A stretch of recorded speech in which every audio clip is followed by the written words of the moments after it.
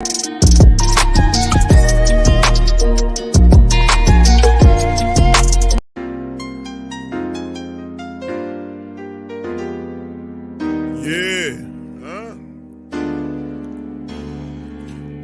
Benson, I'm a who that. I'm a who that. Long as I'm living, I'm a who that. Lose or winning, I'm a who that. Sports coma, yeah, this is where we do that. Where we do that, where we do that, where we do that, where we do that, where we do that. Boogie like Benson, I'm a who that. I'm a who that. Sports coma, this is where we do that. Where we do that. Welcome, welcome, welcome. Somebody please better help. Running this thing like Elf. I thank God every day I'm not a felt. Go to YouTube Live with Big Q and the guys. If you ain't ride or die, the bandwagon get flipped. Been marching in, that was way for the ring. I was yelling out your shame for the championship. Fucking on town, duck down. Falcons, pluck, get shut down. Panthers ain't much touchdown. The vision really belong to us now. So much hate on the Saints, you could probably tell. Ever since Bounty Gate hit the NFL, when things seem fishy and you probably smell the crooked referees or Roger Goodell. Fucking like this and I'm a who that. Every day I'm living, I'm a who that. Lose or winning, I'm a who that. It's the sports coma, this is where we do that. Where we do that, where we do that, where we do that, where we do that, where we do that. Boogie like Benson, I'm a who that. It's the sports coma, this is where we do that. You're listening to the Sports Coma with Big Q and the guys on the PRO Media Network.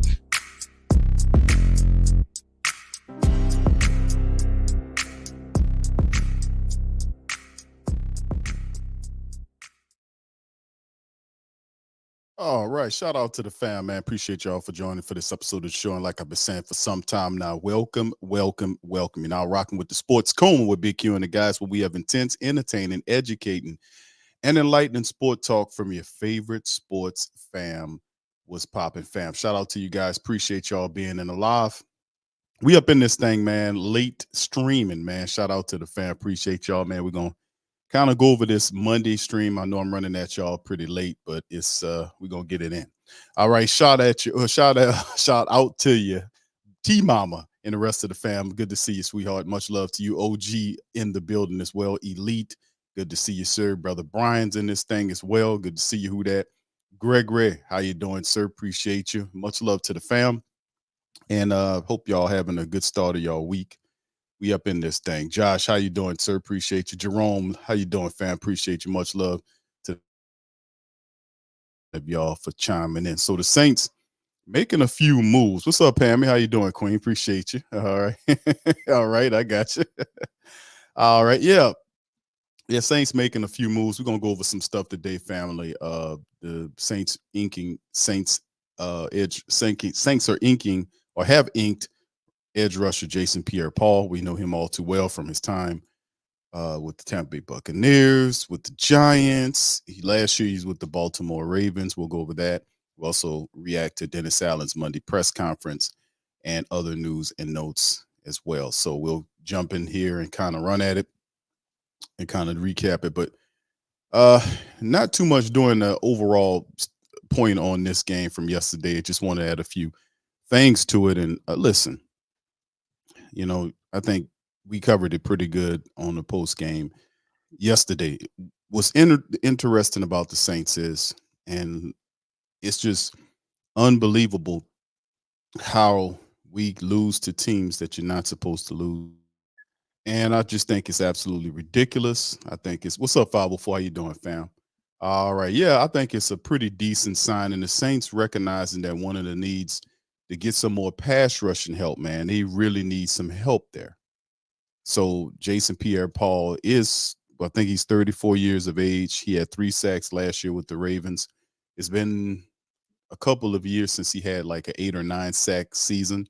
But Pierre-Paul coming in as a situational guy. Now, Cat Terrell did tweet that they signed him to the practice squad, but JPP probably more than likely will help out in the pass rush assignments, which will be good to have another bona fide edge rusher there. And I know he's past his prime, but still in all, man, we need help.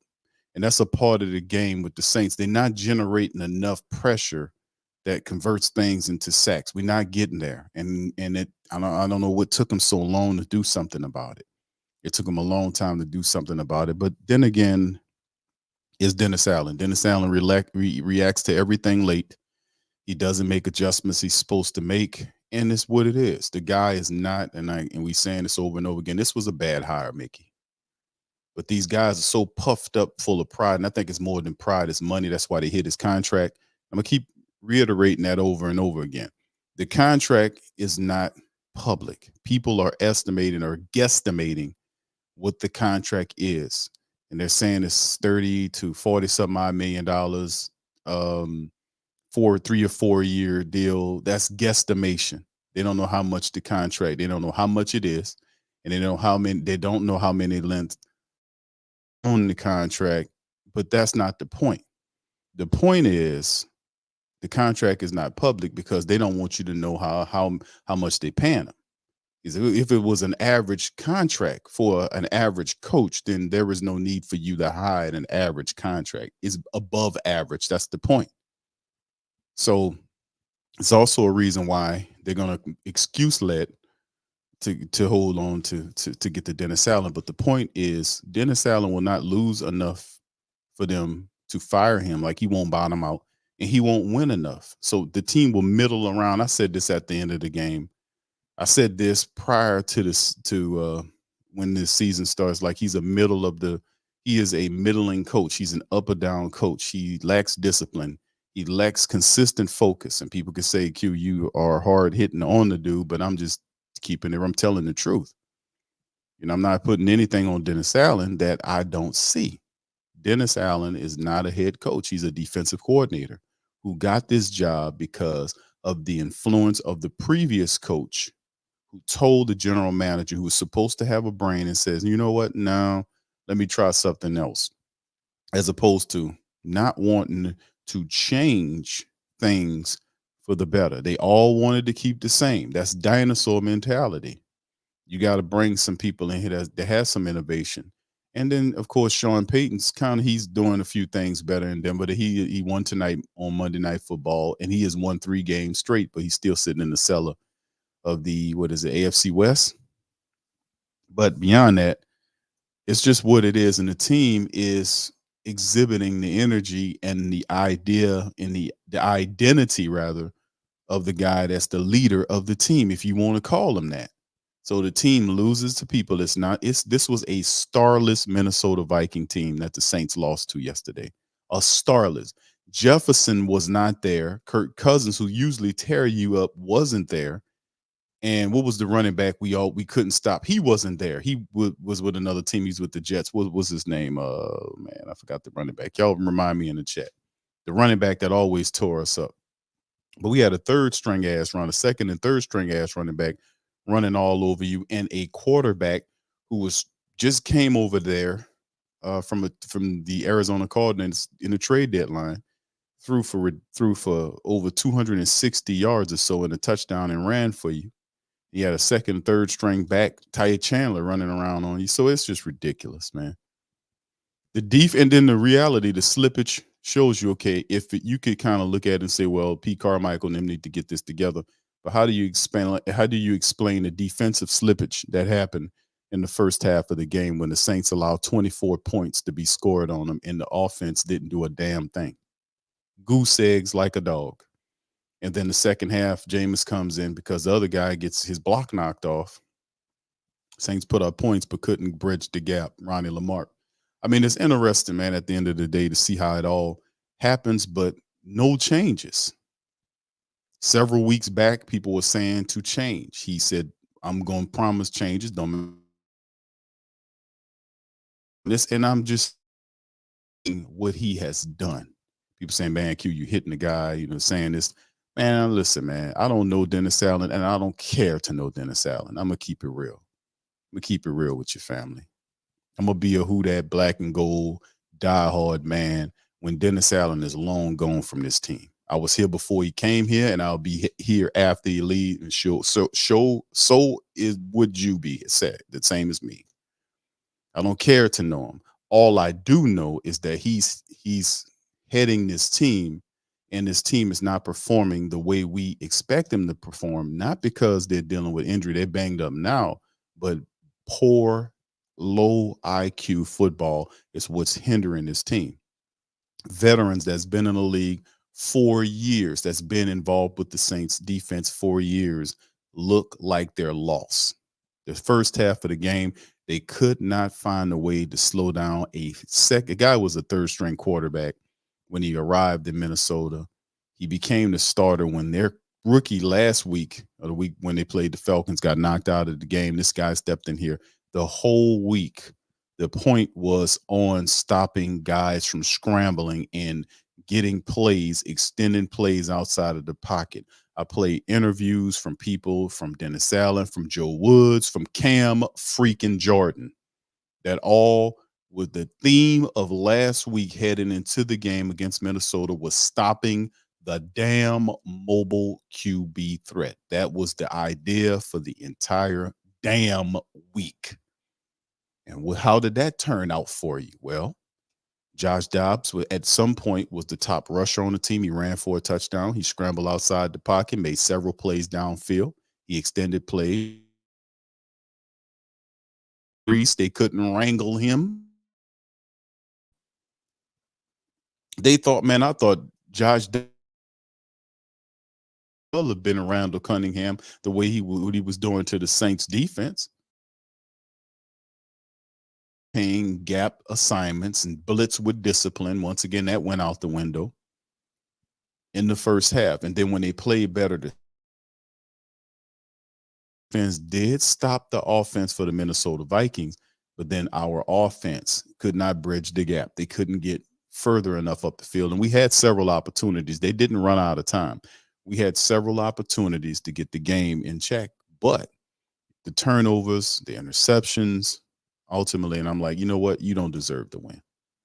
You know, you played pathetically in the first half and was down that much, and then you start turning the ball over, drop passes, blown blocking assignments, stupid, unbalanced play calling when it's just pass, no running, no mixing of the run in the second half, poor clock management, everything you can imagine.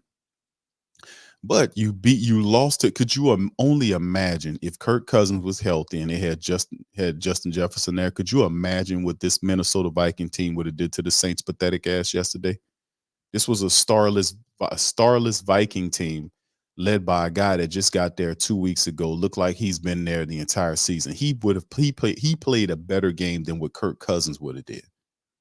It's almost like Kirk Cousins was actually still out there throwing the ball. And it's just what it is. It's pathetic. It's pathetic. But in the end, looking back at the game, and I care not to go over the stats. We looked over the stats and did that yesterday. All I want to say is going into the bye week, do they get this fixed? Well, they got some time to bring JPP in here to try to help out. Now, how does Jason Pierre-Paul help the Saints out? He's a little bit older than what we remember, but still in all, he's a guy that possibly can come in and do some stuff. So let's look at this as it was written here. So shout out to Niles who did write the article for us. Saints Ink edge rusher Jason Pierre-Paul. And the Saints have made a significant move to bolster their defense by reportedly signing veteran edge rusher Jason Pierre-Paul, as per Josina Anderson of CBS Sports. The acquisition comes after JPP, a 3-time Pro Bowler and 2-time Super Bowl champion, showcased his abilities in a workout for the team on Monday, reported by Mike Garafolo of NFL Network. At 34, Pierre-Paul brings a wealth of experience, a notable track record to success to the Saints defense. In 22 season, Baltimore, he was with the Ravens. He started 13 games, contributing 3 sacks, 26 tackles, 5 of them for loss, and showcasing his versatility when his career is highlighted by 95 sacks in 7 seasons, with at least 7 sacks, adds a much more needed edge rusher to the Saints pass rush. The team currently standing at 5-5 has struggled in this area, tying for 25th in the NFL with only 18 sacks in 10 games. They're 25th in the NFL. At some point, the Saints was really pouring it on, and then all of a sudden it just went cold turkey. They can't get to the quarterback to affect change. The quarterback is too comfortable. Then when they start blitzing, when Dennis Allen finally starts blitzing, it's too late. The guy's already in the rhythm. The same thing happens week after week after week for mediocre quarterbacks. No disrespect to Josh Dobbs. No disrespect, but you're a journeyman quarterback who can't seem to find a starting job. Perhaps he does in Minnesota after what he's doing. He's 2-0 with the team. Kirk Cousins done for the year, and he's campaigning perhaps to be that guy. Maybe that would be cool to see. I know it'd be cool to see Josh Dobbs finally get that big opportunity, like that starting opportunity. Really intelligent cat. But this shouldn't have happened here. This shouldn't have happened, but it did. And the Saints, week after week, whether it's Baker Mayfield or what's the other guy, Gardner Minshew, these guys just run around and scramble, and it's almost like they are just given upgrades, like bionic upgrades against the Saints. Saints defense meet them in the locker room and give them bionic upgrades and boost their numbers twice as much as what they're supposed to be. The defense makes their offense their quarterback especially looks way better than what he was. And of course, the Minnesota Vikings rushing attack yesterday that put up all that yardage on the Saints. They put up 100 and what was it?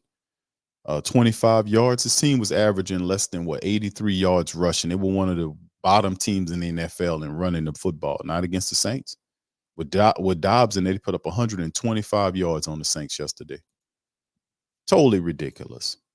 But anyway, getting back to it, 25th in the NFL with 18 sacks in 10 games, fam. That's why Paul is here.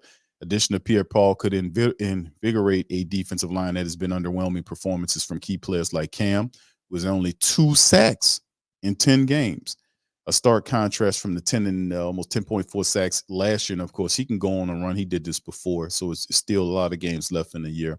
Carl Granderson, 5.5 sacks in 10 games. So having Jason Pierre-Paul, as you can see the tweet right by here by Josina, saying that Jason Pierre-Paul just told me he's planning to sign with the Saints, and Cat Terrell notified that the team told her that they're signing him to the practice squad. So best believe when the time comes, he'll be on the active roster ready to go. So, the thought on the move to have Jason Pierre-Paul with a Saints defense that's ranked 25th in the NFL with sacks is a good move. It's a smart move. Something should have been done sooner because the Saints needed to increase pressure on these quarterbacks. The Saints sit back there and allow these quarterbacks to get going, and then they want to send blitzes at them. About time they do it, and they see the blitz coming and they tear them up, throwing the ball out on the field. They have a rhythm. Is at that point, is ridiculous. But the defense did shut them down in the second half, but it was too late. They did enough in the first half to win the game. So how do we stop this? How do we go from being a 5-5 team? And everybody, the Falcons turn around. They lost to Kyler Murray by a field goal in the last few minutes. So they go to 4-5. Tampa Bay won. They're 4-5. Carolina lost. They're 1-8. So basically, the Saints are maintaining the division lead simply because everybody else keeps losing. And Tampa Bay, it's just, and we'll see the Falcons after the bye week, and that more than likely we'll see how that shakes up. But my confidence on this team, people say, I've heard people have been messaging me a lot, sending me stuff. I get videos, people. Shout out to the fams, GM Kev. Good to see my dog, GM Kev. He sent me some stuff I have to look at. There's always people that sending me information, and I appreciate them sending me. I try to absorb as much as I can. So, the thought process on what the Saints are. What are we? What are the Saints? What are we? The Saints, are we just a bad team? No. We are a team that's led by bad leadership. This is what it looks like when you have bad leadership on top of a very talented team. Everybody is frustrated. Guys are playing below where they're supposed to play. And this is just indicative of what the leadership is. The guy's not a good motivator.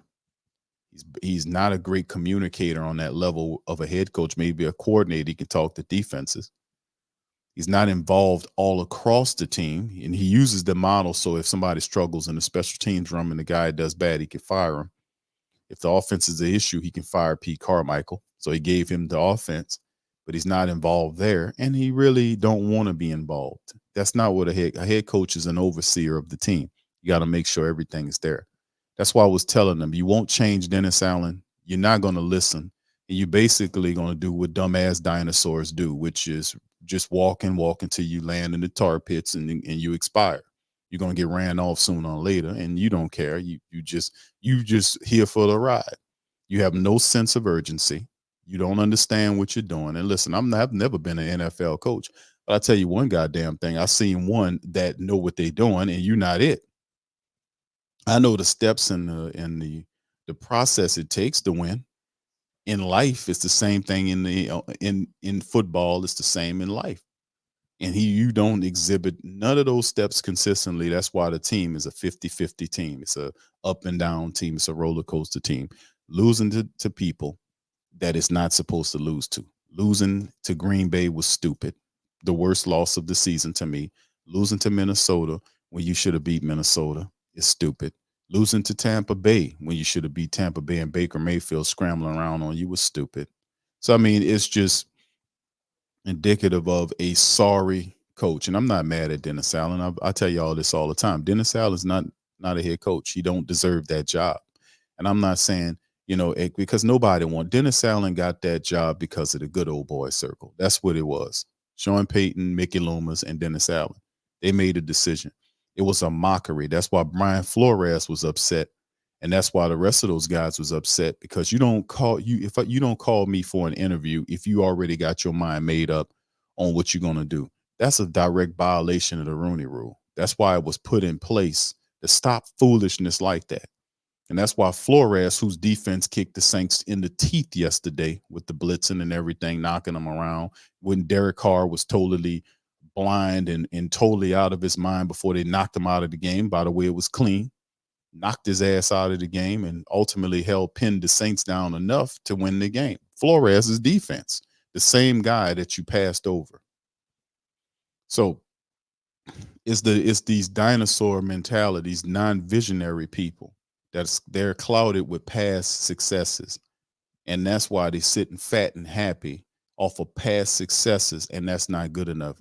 That doesn't work with us. You have to be innovative. You have to be a person to have an imagination and be able to see down the field. I'm not saying nothing that people can't agree to and say that's absolutely right. You have to be a visionary. Mickey Loomis is part of the old timey ways. He needs to go. Mickey Loomis needs to go because I question your judgment making hires if you sitting up here telling me that this guy that's running this team is a good coach, a good head coach that's going to take the Saints to the Super Bowl. Are you kidding me? If you believe that, I want you gone. I want you out of here, and I want you to take Dennis Allen with you and Pete Carmichael with you too. None of these guys, they all lack the vision. They all lack the focus. They all lack the determination, and big of all, and most important of all, the urgency to turn this stuff around. Mickey Loomis sitting on his ass, and he's not doing anything.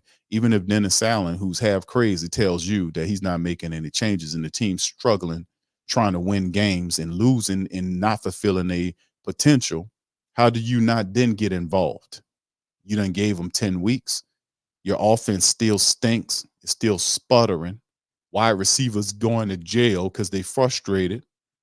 Two of your three starting wide receivers went to jail because they. You think if we were winning games, Michael Thomas would have been bricking up them people truck, or Chris Olave would be racing through Kenner?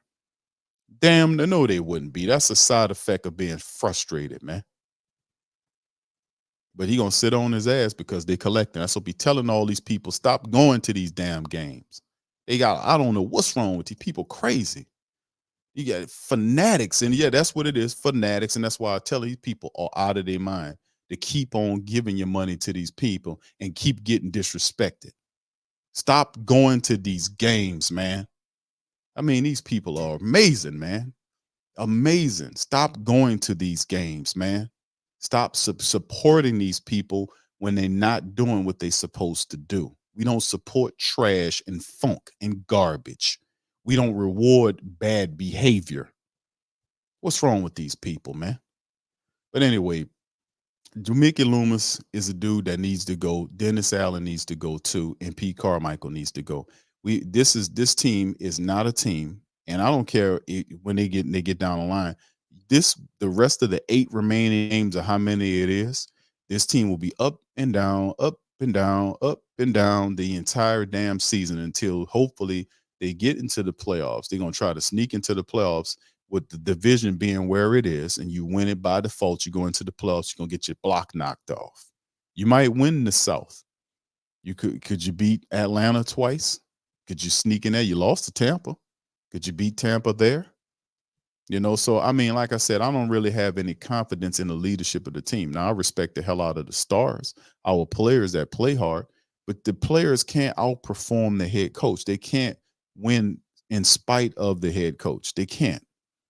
If they could, then we would have seen a different result last year, and we damn sure would have seen a different result this year. We're simply not seeing the results that we need to see. Like, and I understand how this goes for real. I understand that Dennis Allen is over his head. Mickey Loomis should be ashamed of himself because he should be the one in there trying to do something about this, but they won't. You know why? Because these guys are dinosaurs. They are dinosaurs. They won't do anything about this. So anyway, we know, and that's the thing that's really frustrating into this week, is that we look and we see all this stuff that's going on with the Saints and eventually turn this around and move in the right direction. But with leadership, it takes leadership to change this stuff, family. It really do. It takes leadership, and we don't have that. We don't have that could take this team and turn it around. This quarterback we have, the guy, God bless him, man. God bless this quarterback. But let me tell you something. This guy is struggling mightily. And another thing before I move on from yesterday's game, one really glaring thing that I just couldn't help but to know Taysom Hill. Where was Taysom? Taysom Hill was noticeably absent. I asked the family members, where was Taysom Hill in the game? Taysom Hill was noticeably absent. Noticeably absent in the game, especially on the back end. We could have used this rushing attack. He didn't have Taysom had 1 carry for 6 yards, and he had 4 targets, 2 catches for 17 yards. He was totally not in the game. Well, why wasn't Taysom used more in the game, especially in the second half? We could have used his rushing ability in the second half when we started going, 8 or 9 straight passing plays. When we had time, I don't know, where was he at? So, and that's indicative of Pete Carmichael getting lost in the game plan again, getting lost in not using the correct plays, his playmakers in games when we need them. We kept seeing this over and over again. So at some point, we ask for change and we get no change while he's saying we're looking for answers for team. It's ridiculous. But anyway, let me go right here. Let me go to this article right here, fam. Let me read this article for you right here. Let me show this one to you right here. This is why is it looking like this? Hold on, let me see if I can kind of make it a little broader. But yeah, this is an article right here by The Wire, by the Saints Wire. Shout out to those guys. Let me see if I can there we go. And this was a great stat. Sigler does not like Dennis Allen, and I applaud him for writing. He writes really well on Dennis Allen. He covers him better than anybody in the Saints world, in the Saints writing world, and the content world. Sigler, shout out to John. He does a wonderful job in telling it like it is on Dennis Allen. And he wrote this really fantastic article. I have to share it with you guys. Then we're going to play Dennis Allen's interview today. Dennis Allen Saints have an awful record against teams with winning records. That is a sign of a garbage coach. I hate to say that, to call him that, but it is what it is. You beat sucker teams, and really he ain't beating no sucker teams. The Green Bay Packers, Tampa Bay, and the Minnesota Vikings, those teams were missing. Those teams were teams that you should have beat, especially the Vikings. The Vikings were missing Justin Jefferson, one of the best wide receivers in the NFL, and Kirk Cousins, who has a lot of success against the Saints. Both of those guys was missing. Both of those guys was missing, and the Saints still lost that game. Terrible. Anyway, let's look into this article right here. Sometimes the numbers tell the whole story. Dennis Allen promotion to the Saints head coach was met with some skepticism last year, given his poor performance with the Raiders a decade ago. But his record speaks for itself. Allen is now 12-15 as the head coach of the Saints, having lost to the Vikings on Sunday. He's 20-43 in his career, if you include his Raiders tenure. There have been 174 head coaches in the NFL who have worked 60 or more games, and Allen, 63, ranks 169th in winning percentage. He hasn't been able to guide the Saints to be have won just twice versus teams with winning records, dating back to last season. They're 2-8 with wins over Gardner Minshew-led Philadelphia. With Jalen Hurts was there, he would have tore him up. So we were fortunate in that. They still are searching for Minshew led Philadelphia Eagles in a volatile Seattle club in 22. They're still searching for a win over a team with a winning record in 23 after losing to the 6-3 Jaguars, the 6-4 Vikings, and the 5-4 Texans. And that illustrates the problem here. Allen's version of the Saints can't take care of business against bad teams, and may pull a fast one on a backup quarterback thrust into the spotlight, but they aren't competing with better teams. They lack the team discipline and creativity in play calling to maintain pace. Good squads around the league. It's disappointing turn for the franchise after years of success with Sean Payton and Breeze. But, well, the Saints knew who Allen was when they hired them. All they do was look at his resume. Very well said. This is very true about Dennis Allen, because Dennis Allen is a coach that really doesn't know what he's doing, fam. And I said this before about Dennis Allen.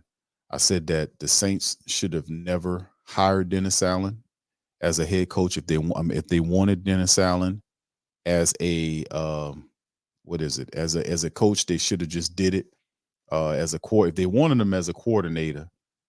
All they had to do was simply hire him as a coordinator and hire another coach if you wanted them there. They didn't have to hire him as a head coach. There was no reason for the Saints to hire Dennis Allen as a head coach. Mickey Loomis was trying to sell that BS on us. It's a shame, but the writers know and everybody's talking about it. He's awful. He's awful. And a lot of the teams that we've seen, like we've playing teams like we played the Houston Texans, that was supposed to be a win. That was a rookie quarterback, even though he's playing well. The Saints should have beat the Texans,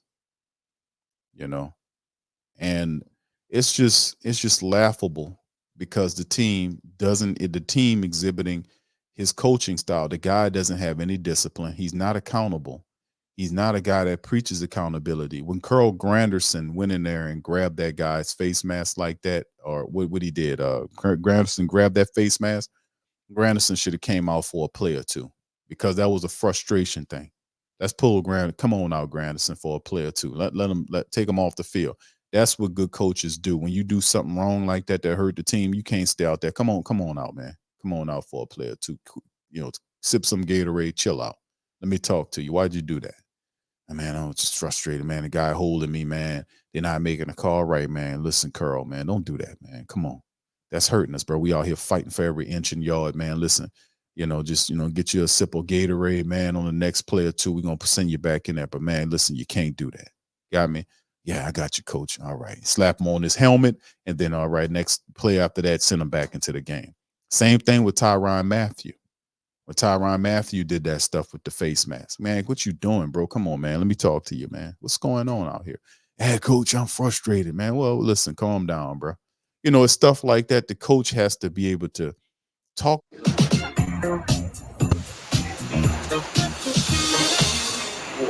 Huh. Okay.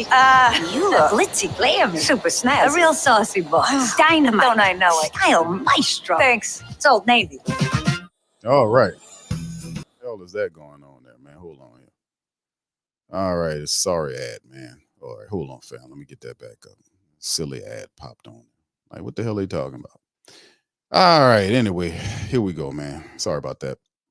Very interesting, man, to say the least, but I just don't like the fact that we have to deal with this kind of incompetence, man, from our coaches, bro. I really do. This is just really incompetent. And that it takes that. But when guys do stuff they're not supposed to do, they do not get punished. They do not. You punish them by taking them off the field for a play or two. Guy drop a pass, he comes out. Guy fumbles the ball, he comes out. You know, guy does something on the field which allows a guy to do, you know, it has to, you can't allow that to happen. It has to be a you know, it has to be something for something that's negative, just like it's something for something when it's positive. You know, it's praise and whatnot when you positive, and it's something else and it's not praise when you do something wrong. You got to come off the field when you're grabbing face masks and stuff like that. You got to come up off the field. You know, none of that. He just looks right past it. Everything runs. There's no motivation. It's the same stuff. There's no changes, and it's the same crap from this guy, which is he's not a visionary. He doesn't know what he's doing, and he pretends to have a game plan. He's the worst type of person mentally because he think he has something that's going to work. Like his mentality is like, we're just going to hang in there and keep doing it till it's work. How you going to do that, bro? Unless implementing change. And lies and said we're going to make changes, we're going to switch guys around in lineups, we're going to do this, but nothing happens.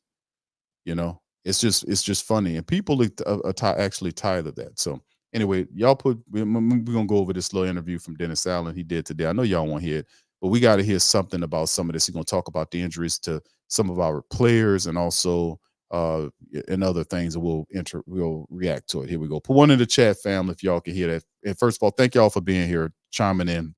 Brother Eric says, Q, I've been telling you that all Mickey was lying to us. Mickey Loomis, man, is a belt. Thank you, Eric. Mickey Loomis is the one I'm looking at now. I'm not even looking at Dennis Allen. Dennis Allen's out of his mind. He's over his head.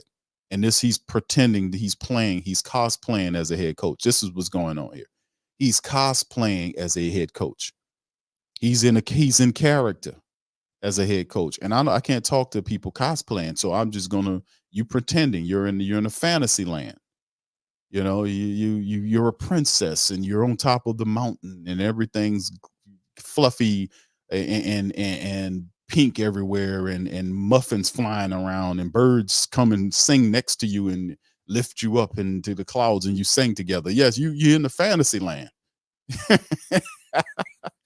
I can't, the man cosplaying. So I have to talk to the guy above him who hired him, because he won't make the change until it's very late, until it's too late, when the team can't rebound from the hole that they have dug themselves in. Then that's when he'll make the change, which shows that he doesn't have the vision or the temperament to do what he's doing, because he don't see it. He doesn't have any sense of urgency. He's still 8 games left to go. We still on top of the division. We're 5-5. We still got to fight and win, despite the fact that the team didn't earn its position on top of the division. Didn't earn it. It's simply on top of that because other people are losing. The Saints did win 2 games in a row, credit be, but it wasn't none of the games that they were winning, they kind of struggled won those games. And you were like, well, we won, you know, we win games, but you want to see progress. I mean, really, real progress in these games moving forward. We're not seeing a lot of progress from the Saints. We're seeing incremental stuff. You'll see them do good here, and then the next week they suffer in it. Like you'll see them run the ball well, then the next week they don't run the ball well. You see the defense play good in the first half and then don't play good defense in the second half. You see the offense do good stuff in the first half and then die in the second half. And then they put the damn kicker in there and for a 45 or 50-yard field goal shot, and people say we need to find another kicker, but don't say nothing about the quarterback that put the kicker in the position from the first place. Come on, man. You shouldn't be relying on your rookie kicker to kick 45 and 50-yard field goals when you got $150 million quarterback that got all of his players there. Come on, man. So anyway, this is Dennis Allen, man. Let's see what the hell he got to say. Here we go. All right, guys, go ahead. Can you share injury updates on Carr, Thomas, and Lattimore after they had checkups today, if they've had them? Yeah, look, Derek is in the concussion protocol. Look, the right shoulder's fine. That checked out fine today, so that's all good. Obviously, he's in the concussion protocol. Both Mike Thomas and Marshawn Lattimore both had fairly significant injuries. I'm not going to get into the exact extent, but they'll both be be rehabbing throughout the week here.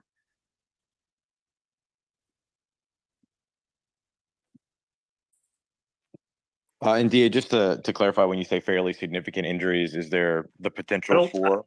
I don't see anything as being, season injury ending or anything like that. But we're still going through kind of some second opinions and things of that nature. So without really having all that, I really don't want to get into timelines and things like that. Understood. Thank you.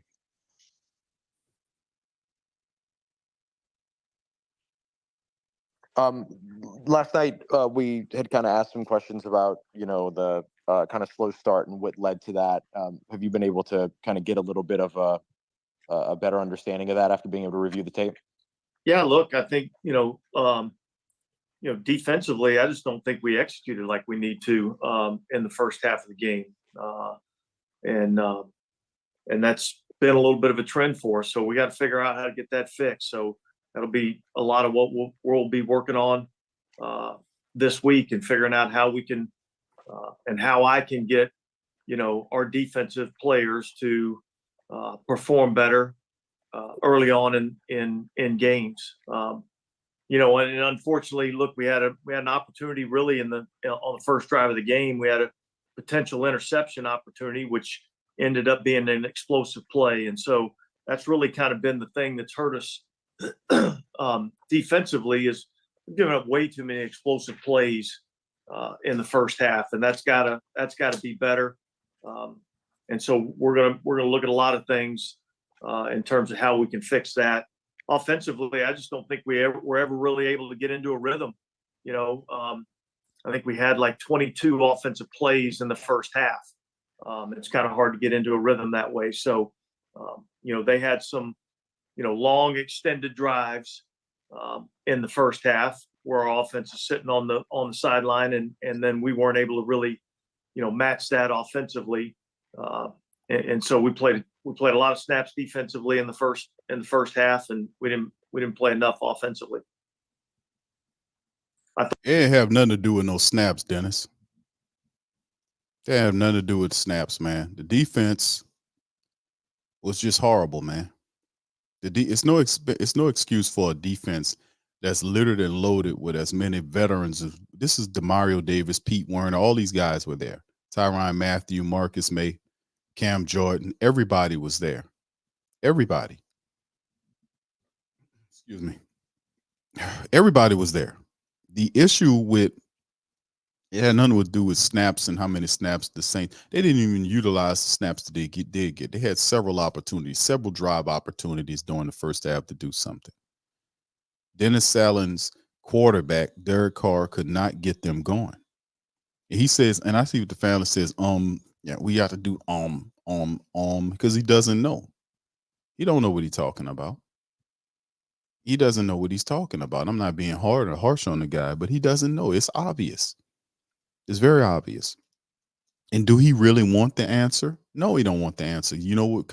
Why he doesn't want it? Because he doesn't want the answer because it involves changing.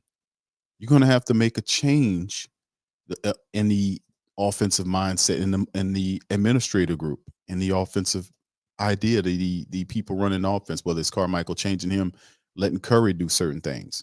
He doesn't want any answers because it involves change. He's gotten the answers. He's trying to figure a way to do it without changing who he has, which is stupid. Bottom line, that's dumb. You see you getting this up and down movement. You keep going back to what doesn't work. It keeps cycling back because they're not jiving. There's no harmony. There's no synergy because the people don't believe in that offense, man. And they don't believe in Derek Carr. Isn't it obvious? No, they don't believe in Carr. And you can tell the difference because when Jameis gets in there, the whole damn offense lights up. You get 2 quick touchdowns on back-to-back drives. The whole damn game, the Saints offense was stuck in the mud behind Derek Carr. Behind Derek Carr, nothing happening. People dropping passes. He trying to redirect them. I'm like, dude, how are we still in week number 10 having people that's not on the same page? These same guys you work with, and not just in gameplay, but you're supposed to be practicing. I think they are practicing during the week leading into the games. How are they having multiple days of practice leading into these games and then get into the games and have all of these breakdowns, don't know what they're doing. Remember when they try to set up the screens and nobody blocks anybody? McCoy sets up the screen and run past two guys he was supposed to block, and they tackle Elvin Kamara before he even gets going. Remember that? How many times did you see screens that were set up where guys just simply didn't block the people that they were supposed? I mean, just simple stuff. Block the guy. Don't run past him. Block the guy. Give your guy an opportunity to make a play. How often did we see that? Then the penalties, the false starts, the dumb stuff that you're supposed to watch out for.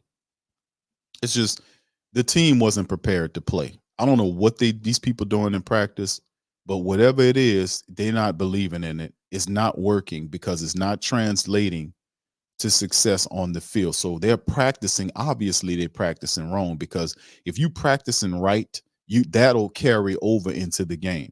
So whatever the hell they're doing on the practice field leading into the game, all that needs to be changed. You think this guy's going to make the change? You think we got to figure out a way to do such and such? No, the offense had plenty of reps in the first half to make changes happen. But you cannot get away from the fact that the offense scored 2 quick touchdowns in back-to-back drives when Jameis Winston came into the game.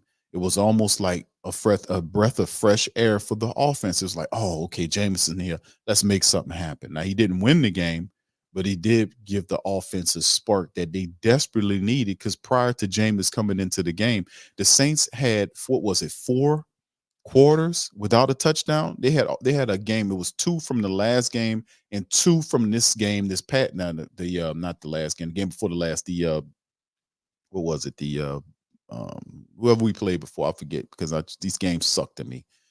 But 2 games ago, on the back end of that game, it was 2 quarters where the Saints offense didn't score, and then the first 2 from the game against the Minnesota Vikings. So they had those 2 quarters, those 4 quarters all together make a game. So they had 4 quarters without an offensive touchdown until Jameis got it in the second half with 2 strikes to get the offense jailed. You don't see that and say, damn, Jameis just came in there and they just sparked them just like that. What's going on here? Do you think that guy's studying on that?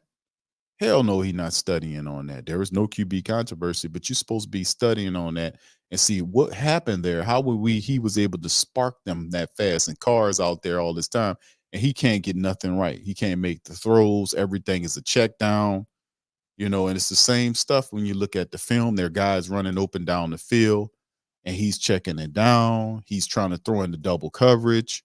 It's just like, what are you doing? It is no fault on Derek Carr. He's really struggling to try to get it right because the pressure's on. The pressure's on him, and he feels it. You took that $150 million, dude. The pressure is on. You had to have known when you was going to sign that contract that this was coming with it. You have to perform. Man, simply didn't, man. So, I mean, in the end, it doesn't. And we've said this over and over again. You got to take the ball out of Derek Carr's hands. We kept saying that. You got to put it in the hands of Alvin Kamara and definitely Taysom Hill. And Taysom Hill had 1 run yesterday, 1 run and 2 catches on the game, and that's simply is not going to cut it. Here's him, Dennis Allen. I thought we hurt ourselves a couple of times. Some missed opportunities. Offensively, I think the holding call down there was a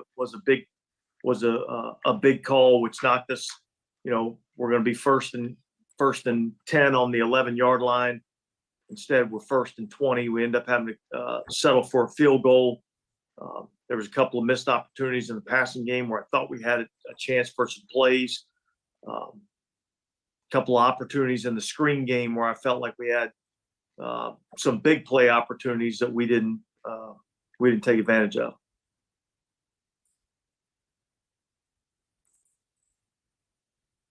What would your evaluation be of the offensive line in this game? I think we'd seen some things kind of trending in the right direction the couple weeks before that. From what you had described before, did you see that continue this game, or did you see? Yeah, look, there was obviously some good things, and yet there were some things that we have to be better at. I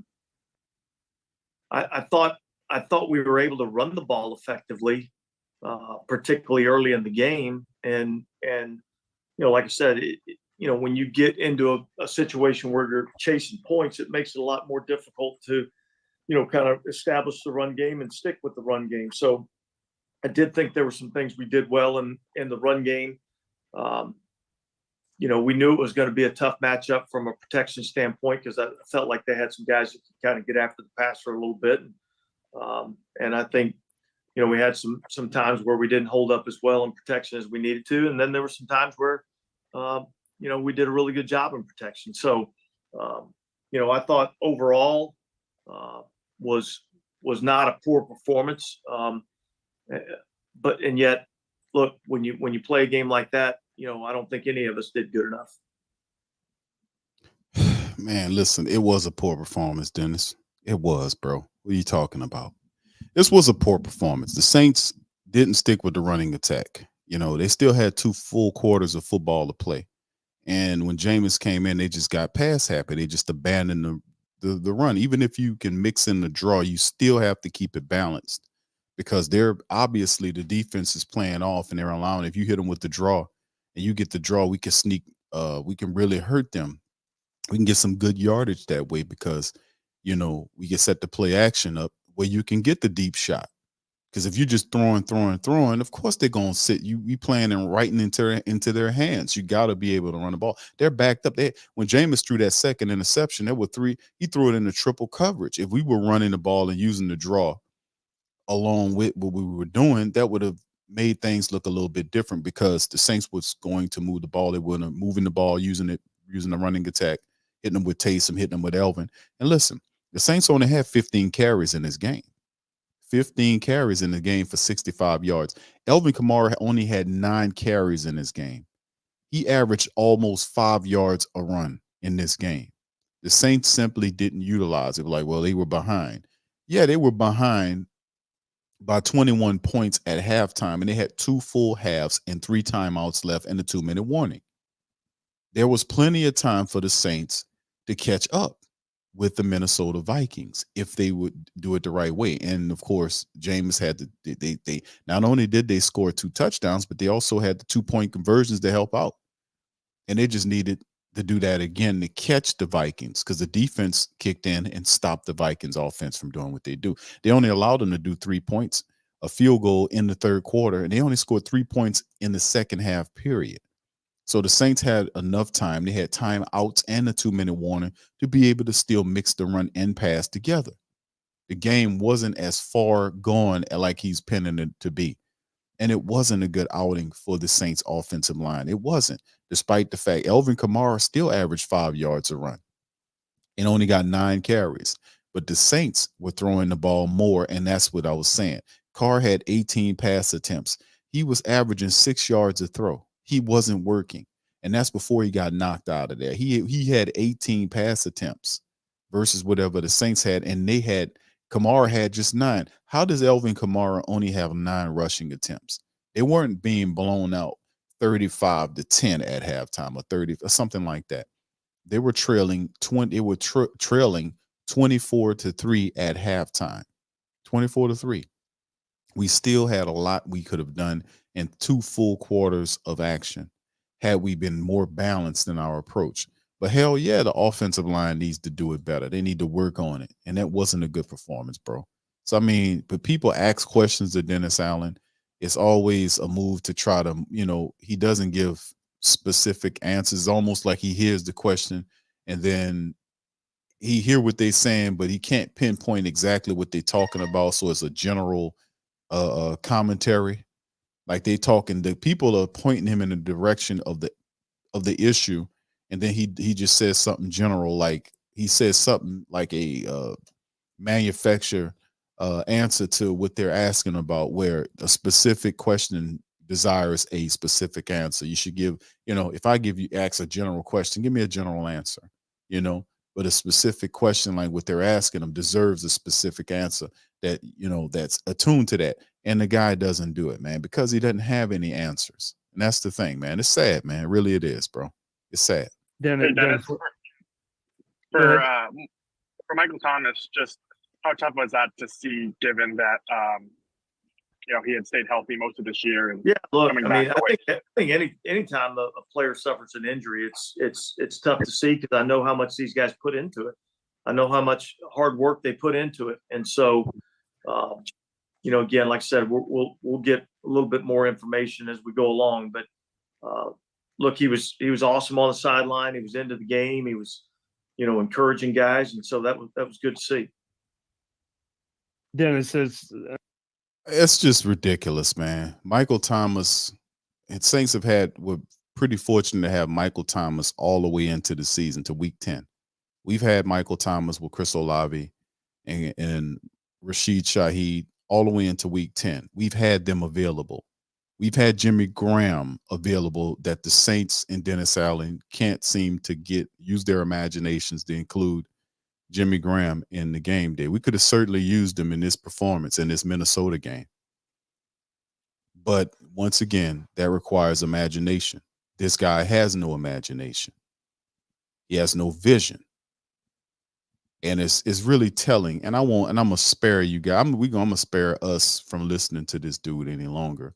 This is ridiculous, man. It's simply ridiculous, to be honest with you. All right, shout out to Brent, man.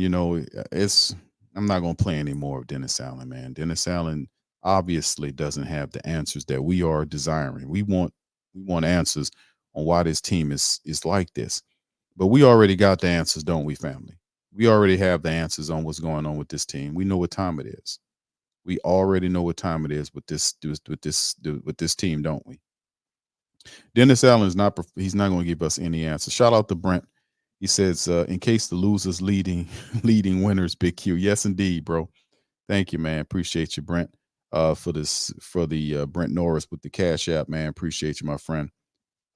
It's just weird, man, and it's sad, man. I got a somber tone because it's so frustrating because you want answers and this guy doesn't have any answers.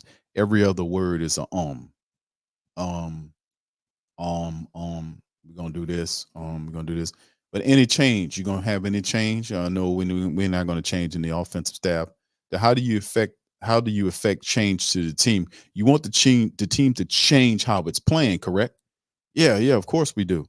Okay, then how do you expect the team to change what they're doing if you don't change some of the coaches or perhaps change some of these players that might be underperforming? Perhaps you need to sign some guys and bring in them. Perhaps you need to try some different looks, this new philosophy, something new.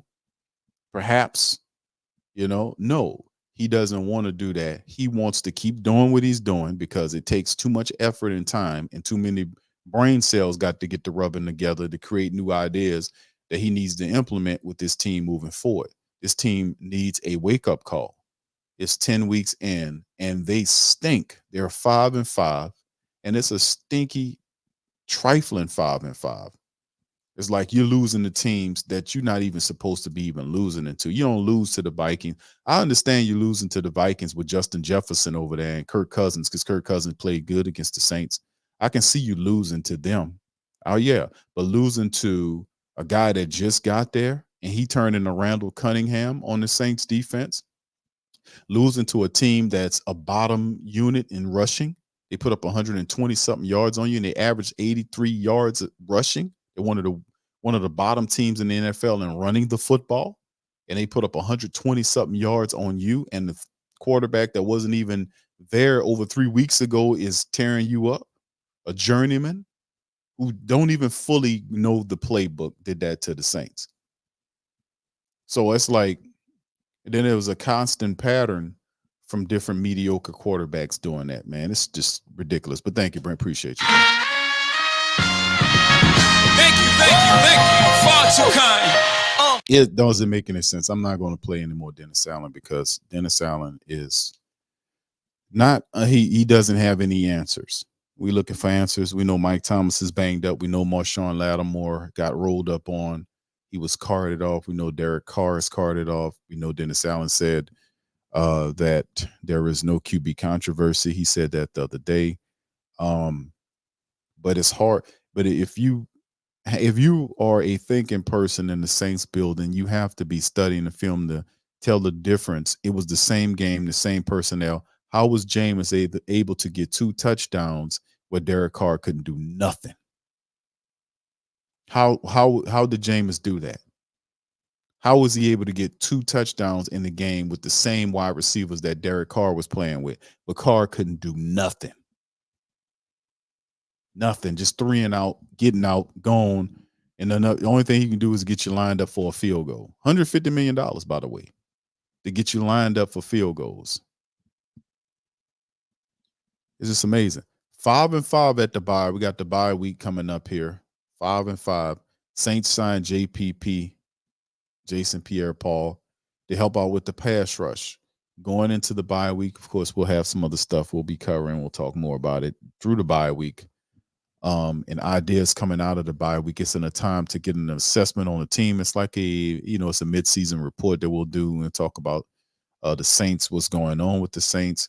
A lot of people, when the week started, before the season started off, were looking at the schedule and giving predictions. Nobody outside of Uncle Paulie would have said that, maybe the professor too, would have said that the Saints would be 5-5 at week 10, 5-5. Because we were looking at the talent of the team. But once again, let this be known and let this stick and stay in some of our brains about a team not being able to overcome its coach. If you got a mediocre coach that's on the screen talking about we're gonna figure it out. We got to figure out how the defense I want to know what kind of preparation was Dennis Allen doing for the Minnesota game when the whole damn week, everybody, including the media and everybody, was putting on Dennis Allen's mind, and it was on Cam Jordan's mind too, that the problem with the Saints defense has been and for a while has been going into this game, the onus was on stopping the quarterback from running around and making plays. That dude did exactly that. Could they explain to me how you was focused on that all week in practice, and then you go out there and let them do it? Could they explain that to me? It'll be different if you wasn't concentrating on that going into practice. You was focused on something, but the focus was on stopping that guy from doing that. And the Saints, and the guy went out there, and he was the main reason why the Saints lost the game to him, because he was scrambling around making plays that they couldn't get back from. So I mean, how was that even a thing? How when you were looking at it and seeing and knowing that's what you had to do to stop the guy, why wasn't that done the full game? They don't have any answers. This guy doesn't have any answers. It's just amazing, man. It's amazing. And the team is very talented. Listen, I must just say the team is very talented. This is a talented team. The coach on top of the team is bad, and teams can't win despite the coach. It's just something they can't get past. So if you got a coach that don't know what he's doing, and this guy obviously doesn't, he's not he's not no type of head coach. I don't respect him as a head coach. It's the players are frustrated because then the offense is funky. And guess what? If Carmichael and them will listen to the players know what needs to be done to get it moving. How does Alvin Kamara have to campaign to get runs? He had 9 rushes yesterday. The game wasn't that far down where they couldn't keep including him in the game, at least in draw packages when you were lined up in the shotgun in the second half. When they were back, when the defense was backed up, preparing for the deep pass because they didn't want you to quick break them, you could at least snuck them with the draw and got yardage that way and kept doing it till they adjusted, then went up top their head. You know, how do you just go one-dimensional in the second half and just be throwing that much? But we had to catch up, Q. You're never supposed to just be throwing all the time. Like, you got to mix the run and pass together to keep them honest. That's how it goes, you know?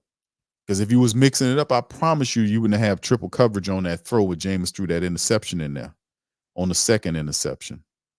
All right. Shout out to Brent, man. Brent says, saying we have to play Carr because of his pay. Yes. Yeah. Yeah, you're right, bro. What a way to stop running QB. Yeah, what a way to stop running Taysom Hill and it's just ridiculous. Yeah, that deserves a. What the hell was Dennis Allen doing and Pete Carmichael doing when Taysom Hill had one rush in the game and 2 catches, and then he was noticeably absent, like in the running game in the second half when Jameis comes in the game. How does that work? Jameis and Taysom in the game, like you could have still put Taysom in as a running back. You could have still used Taysom as a running back in the backfield and had Elvin Kamara as a wide receiver. What's going on here, man? Why can't we just use some imagination here, man? Why can't Hey, bro, come on now, dog. Come on. Come on, man. Come on, man. Thank you, Brent. Appreciate you, bro, on that. Thank you, man. Thank you. Far too kind. I don't know what to say about it. Family saying, man, Q, could you take this idiot's face off there? I'm sorry, fam. I forgot it was stuck up there. I'm going to take it off. There it goes. But that's the weirdness of it. Thank you, Brent. That's the weirdness of it. Is like we look at this stuff and it's like, man, we're not saying nothing that's wrong because this is the stuff that we seen from the past that worked. Why, your offense will flow a lot better if Elvin Kamara and Taysom Hill can survive. They can operate on the same field at the same time.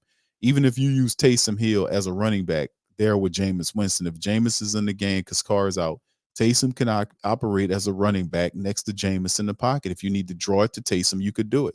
And you could split Kamara out and have him out there as a wide receiver. You could do that. Elvin could do that. Matter of fact, that adds 2 of your best playmakers along with the rest of your playmakers out there at the field at the same time. And they just can't seem to do that. That's on Pete Carmichael, man, because he gets lost in the sauce, especially late on in the game when his little scripted plays runs out and he got to start ad-libbing. He just gets lost. When all his little scripted plays runs out and the plays that he plays and he runs out of the scripted plays and he has to go into the ad-lib mode, he start failing like a dog. That's when the F's comes out. All the F's and stuff comes out. The D minuses and the F grades come out then because that's something that he simply doesn't do well. So, I mean, it's what it is, man. So, I'm going to get ready to get on. Yes, right. Not that Boosie. Yeah, not Boosie. Boosie telling them, come on, man. Come on, man. But yes, indeed, fam. But yeah, Sean says, Q, the defense has been trending down. Yeah, I'm with you, bro. True enough. But to be honest, they carried the offense early in the season. Yeah, but the defense has been going down. They have been, and people saying that they're old and all that kind of stuff. But is that really the issue? See, some of this stuff maybe we need to delve into because we'll have time to look at what's going on with the offense, what's going on with the defense. Why is the offense is taking so long for the offense to dwell? It's not really the offense, it's Derek Carr. Derek Carr is the person. Jameis Winston showed you if it was a trial going on right now, it was a court going on. They had a judge there on the bench. They had lawyers and sitting up here, going against each other. And they got a jury sitting there and people watching. The jurors to the right and people behind the prosecutor and the other guy. And then next thing you know, they just debating and saying who's guilty for this, that, and the third and all this. And then the guy just brings his evidence. Yana, let me present to the court this evidence, Exhibit A. Exhibit A that I will present to the court is the fact that the reason why the Saints offense is struggling is because of Carr. They want to say offense because they don't want to make him feel bad. But the reality is this is Derek Carr, man. The exhibit I put before the great Saint think tank court of the world is the fact that Jameis Winston came in the game and led the Saints to 2 quick scores and then had 2 conversions with the 2 touchdowns. They converted both. They got 2-point conversions on both those Jameis Winston touchdowns, real quick touchdowns. That shocked the Minnesota Vikings. They were shocked. That shocked the hell out of the Minnesota Vikings. The Saints had all the momentum in the world, but after they did that, the game plan went straight past and they wasn't doing enough of the balance stuff to make it worth nothing. Vikings just reared back. They made the adjustment and the Saints just played into their hands. But the exhibit to the court is Jameis Winston scoring 2 quick touchdowns and using the offense that Derek Carr had out there. He couldn't do nothing with. What's going on there? It's Derek Carr. Carr is not seeing the field and he's not making the throws. This is as simple as that. He's not seeing the field the same way Jameis was when Jameis was going through his progressions and firing the ball to the people that the ball, giving them an opportunity. That's the thing Jameis does. Jameis will fire it and put it in the area which will give you an opportunity to make a spectacular play. We forget. Well, I don't forget. They forget. We don't forget that we have all these receivers that we have. All three of our receivers are fantastic wide receivers. Chris Olave's catch that he made in the corner of the end zone was phenomenal. That is Chris Olave. We've seen him do that more times than we care to mention. Michael Thomas does the same thing. Rashid Shaheed does the same thing too. So when you see those guys, and even he find A.T. Perry firing back across the field, A.T. Perry put it up higher enough so A.T. Perry can go and get it, and he went and got it. So, Derek Carr that's not the same thing. He's not seeing the field the same way. That's the problem. The offense is not going anywhere because Derek Carr is struggling bad. He's struggling bad. That's why I was saying keep his attempts down, keep his passing attempts down, and use the running attack when you're doing it. Like when they're not running the ball well, they were running the ball pretty decently. Well, at least Alvin Kamara was. He was averaging 5 yards, 4.7 to be precise, but 5 yards you rounded off per carry in 9 carries. Imagine what that could have been if they would have kept feeding the ball, even if it was out of a draw. You see?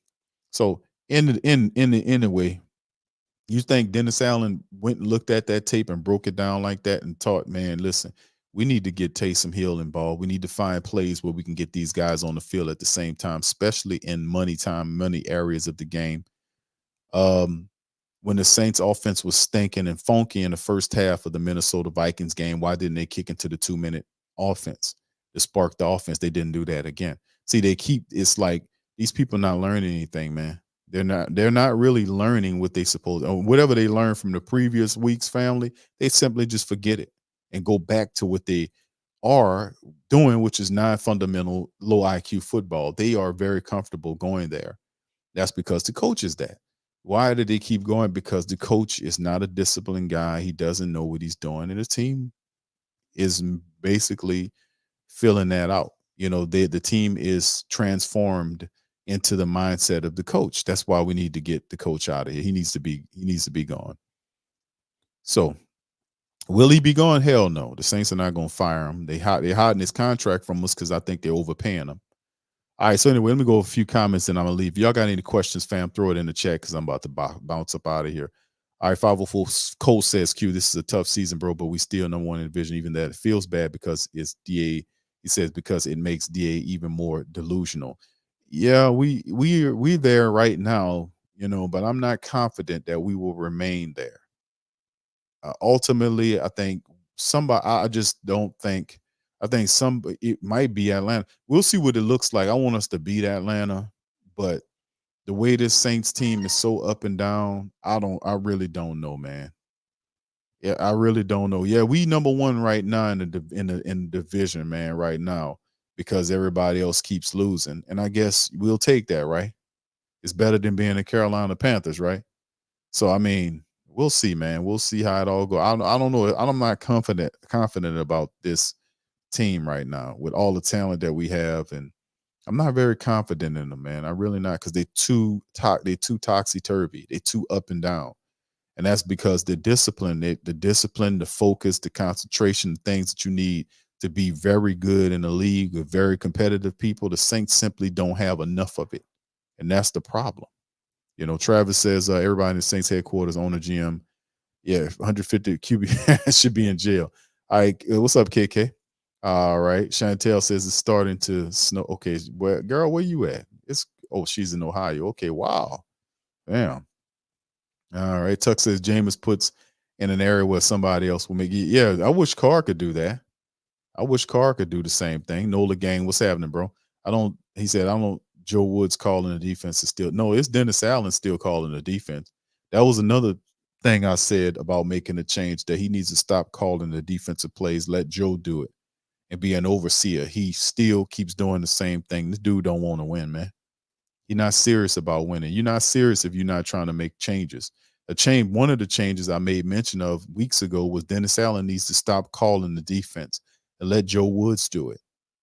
Get your smelly hands off this team and let these other guys do it and act as an overseer. He refuses to do that. He refuses to do that, because he ain't serious. He's not serious about winning anything. He's not. Tuck says, you ever feel like you need a pair of shoe sets where yeah, it's getting frustrating, man. It really is. Brian says, what's going on with Carr, his injury, and what's going on with Michael Thomas' situation with him getting arrested? Well, they're going to settle that. That wasn't really nothing at all because, they're going to take care of the Michael Thomas thing. But the brick thing was, the guys parking in front of his house. But it's more of the same. Like I just mentioned, do you think that these incidents occur with Chris Olave racing or speeding in Kenner or Michael Thomas having this? A lot of these stuffs because these guys frustrated. The Saints were winning, and these guys, and none of this stuff, none of this would have happened. This is all sidebar frustration things that these guys do. They bringing it home. They're not leaving it in the building. A lot of that they bringing it home with them. And that's what we seeing. That's what it's externalizing into. Is it's stuff off this. It's not a coincidence that you two starting wide receivers, both of them was arrested within days of each other. One dude got arrested for speeding, 30 miles above the speed limit, and Michael Thomas bricking up people's stuff. That's what happens, man, when you lose and you're frustrated, bro, and externalizing out there in real life. But in terms of Derek Carr, Dennis Allen just spoke on Derek Carr. He said shoulder's fine, and he just had a concussion. So, but they anticipating Carr to be ready for the Atlanta game. Mike Thomas had a knee issue that he had in the game, and he listed it as significant and said that they will more than likely have more updates later on. So as the weeks move, as the days move into, we'll get more of an understanding of what he's talking about as significant, because sometimes he says stuff and you never know. So we just have to keep an eye out on it. KD, how you doing, sir? Says, I don't know. He says, I don't know. Would you rather have a top 3 pick or a number 20 pick? Because even when we make the playoffs, dog, I don't know if we're going to do anything, especially if we get somebody like the Cowboys. So, yeah, that was the thing. I said this the last stream. It's like Dennis Allen is not going to lose enough for him to be fired. Like he's not going to lose 8 games and do you the favor of getting him cut. And it's not going to happen. The Saints are going to play 500 ball. They're going to play 500 ball, and they're going to be right around, with 8 games left. They're going to be somewhere around 500, maybe a game ahead, 500, one game before. It's going to be something like that. I just don't see them taking off because they lack so many things from a leadership standpoint from the coach that you need going into the season. And see, a lot of times people don't believe in a Dennis Allen because he hadn't done anything as a head coach. He hadn't done anything. Now, if you send a guy like even a Doug Peterson or any coach that has some type of experience in the playoffs as a head coach into that locker room, those people are going to listen to him. But who's listening to Dennis Allen while he's talking about we're going to go to the playoffs? Well, Dennis Allen doesn't, as a head coach, as a coordinator, he's been there under Peyton. But, that doesn't count in terms of him being the man operating the team. He just had a section of the squad. But as a team, you looking at Dennis Allen's preparation has to be greater than some of the more elite teams in the NFL. And I just read you the article on him not being able to beat some of the best teams in the league. He couldn't beat teams with backups and rookie quarterbacks that's still trying to learn the game. So, yeah, bro, I think you're not going to get a top 3 pick because he's not going to lose enough for you to get a 3 pick. You're gonna get somewhere in the middle. That's what it's going to end up. He's going to win just enough to stay out of contending and just enough to get fired. They're going to use just enough to keep him. Well, it was 2 wins better than what he did last year, or 3, or whatever the case. They're going to use that, and then they're going to use the excuse that we need to see that was just 1 year with Dennis Allen and Derek Carr together. Let's see what they look in year 2. See, this is already crafted and created to sell this to you, but Dennis Allen has got to do his part. It's already been said. We were saying that last year about Dennis Allen. It's like, man, Dennis Allen, he's gonna win. He's gonna win just enough to keep you from getting a top 5 pick, and he's gonna lose just enough to not allow you to be a contender for a trophy. I mean, the man don't have it, bro. I mean, the dude, you know what I mean? The guy simply doesn't have it, bro. He really doesn't. He doesn't have it, and he's not trying to get it. All right, Arvin, how you doing? Said the Browns fired Joe Woods for a reason. The defense sucked with him, and now the Browns defense is number one in the league. Good Lord, that's a great comment, man. But now Joe Woods is a fan. Joe Woods is a super cool dude. A lot was going on with the Browns defense when Joe Woods was there, and he are performing a lot better. There. I mean, that guy Garrett is a beast in his own right, and they finally got it together after years of trying. So credit to the Browns, man. They stunk for years. They finally good, man. They were able to beat Baltimore last week, so credit to them. But yeah, your comment is 100% on the money. But you got to do something. You got to change it up and see what happens. And see how guys respond to Joe Woods. And I promise you, they'll respond a lot better because Joe Woods is a very personable guy. People like Joe Woods. So, and he's really smart. So I would change it up too. But the problem is Dennis Allen won't relinquish the play calling to let Joe Woods do it. That's the problem. All right. Yeah, he says Saints are just like the Pelicans, can't get out their own way. Problem is too, it's leadership too, because if Doc Rivers was walking in that coaching room for the New Orleans Pelicans, that team would be a contender. A lot of what's going on with the Pelicans is the head coach is too meek. He's not rough and gruff enough. He's a good dude, but he's too meek, and that meekness is times when you're supposed to show that meekness, and times when you're supposed to turn it on and show that warrior. He's too meek, and the team is too meek. There's no dog in the Pelicans, and that's the problem. We cover the Pelicans all the time, so it's all good. All right, so anyway, okay. Tonkaton says Sean Payton versus Dennis Allen Super Bowl would be one for the books. I don't think it happens, bro. I don't think it happens, man. All right. Any more questions from me, fam? Okay, they got one right. Well, statement said Dennis Allen gets fired or released by the end of the season. What do you think about possibly getting Bill Belichick? No way. Bill Belichick is. I don't think it's a lot of stuff around them firing Bill Belichick. I don't see that happening, bro. I think the Patriots going to stick with Bill Belichick, and then they're just going to draft a better quarterback, or that's probably what's going to end up. They got a bunch of really good quarterbacks that'll be coming out this year. So, I could see Bill Belichick doing something like that. They're just going to find a quarterback to run the system. Mac Jones is not the guy, and that's obvious. But Bill Belichick is you'll be hard pressed to find a Bill Belichick to come in here and help you turn this mess around. I doubt Bill Belichick, if he leaves the Patriots, that the Saints will have the vision to go after Bill Belichick. They would have to fire Dennis Allen and pursue Bill Belichick and pay Bill Belichick, and he wouldn't be cheap. And that's something the Saints will not do. They're not going to chase down Bill Belichick and pay him some money. And even if he was released by the Patriots, they're not going to fire Dennis Allen and go run after Bill Belichick. That takes a general manager with a brain and urgency. And Mickey Loomis is sitting there after 20 years of eating up Saints money and collecting all that money from the Saints. He's comfortable, and that's a problem. That's a problem, being comfortable. Change requires you to be uncomfortable at times. You can't expect to be changed. And that's another thing, man. People like, when you changing and you going and you transition into something, you got to come out of your comfort zone for change to happen, man. They don't get it. You have to do. And this is something that we go through life. And my experienced people know this. My young people, they might not know, but my experienced people know. And this is game here.